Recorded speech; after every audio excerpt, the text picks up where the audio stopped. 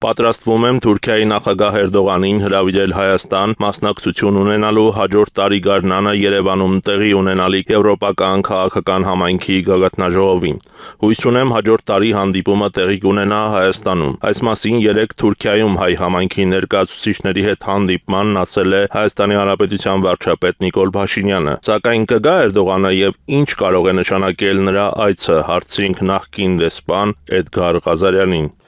Էրդողանին Նիկոլ Փաշինյանը երկկողմ ձևաչափում չի հրավիրի Հայաստան,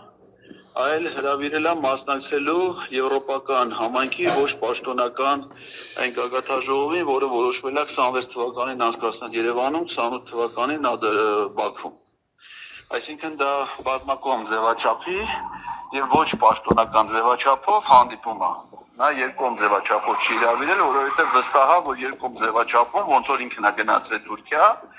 այդ ձևաչափով եկուզ աշխատանքային հանդիպման համար Էրդողանը երբեք Հայաստան չի գալու։ Իսկ ինչպես է գնահատում նախկին դեսպանը Փաշինյան-Էրդողան հանդիպումն առհասարակ, ինչի մասին էր այն։ Շատ առեղծվածային հանդիպում է, որը գաղտնի է պահվել երկար ժամանակ, հանդիպում, որը չի ունեցել օրակարգ, այսինքն չկան քննարկման թեմաներ, նախապես չի հայտնվել թե ինչ հարցեր են քննարկվում։ Թուրքիայի նախագահի պաշտոնական կայքում հանդիպան փաստից բացի ուրիշ որևէ տեղեկություններ չկա, որ քննարկվել են ինչ-որ հարցեր կամ ձեռք են բերվել ինչ-որ հարցի վերաբերյալ պայմանավորվածություններ։ Դրա ապացույցն է նաև այն, որ այցի արձաններում ոչ մի փաստաթուղթ չի ստորագրվել, նույնիսկ հանդիպան արձանագրություն չի ստորագրվել, այդ նշանակում է, որ որևէ հարցի վերաբերյալ կոնկրետ պայմանավորվածություն չի եղել։